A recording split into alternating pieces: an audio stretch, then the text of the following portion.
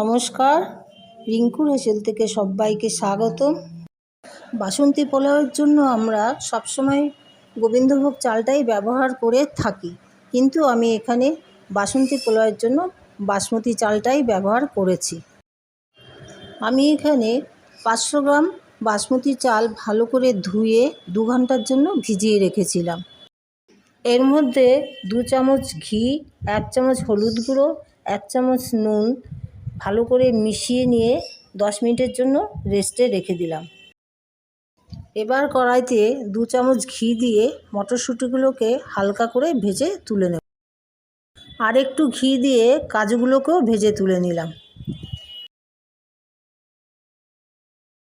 এবার পরিমাণ মতন রিফাইন তেল আর 2 চামচ ঘি দিয়ে ভালো করে নাড়াচাড়া করে তার মধ্যে 2টো তেজপাতা টুকরো করে দিলাম আর দারচিনি আর এলাচ।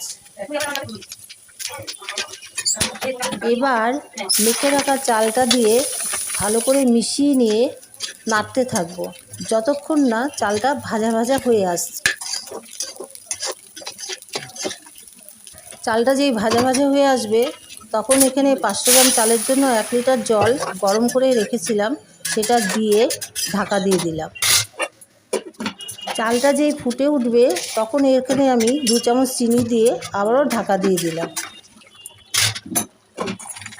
চালটা যেই সেদ্ধ হয়ে আসবে তখন এর মধ্যে আমি ভেজে রাখা কড়াইশুঁটি আর কাজুগুলো দিয়ে আঁচটাকে লো ফ্লেমে করে এটাকে ঢাকা দিয়ে দিলাম।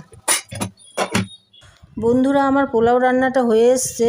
নামানোর 5 মিনিট আগে 1 চামচ গরম মশলা আর 1 চিপে কেওড়া জল দিয়ে ভালো করে মিশিয়ে নিয়ে নাড়াচাড়া করতে থাকবো। দেখুন বন্ধুরা, আমার পোলাও রান্নাটা কত ঝুরঝুরে হয়েছে। এবার একটা সার্ভিং প্লেটে আমি পোলাওটা সার্ভ করে নিলাম। আমার এই ভিডিওটা আপনারা কে কোথা থেকে দেখছেন তারা লাইক, কমেন্ট, শেয়ার করতে ভুলবেন না। ফেসবুক থেকে যদি আপনারা কেউ দেখে থাকেন তাহলে আমার ভিডিওটাকে ফলো করবেন। ধন্যবাদ।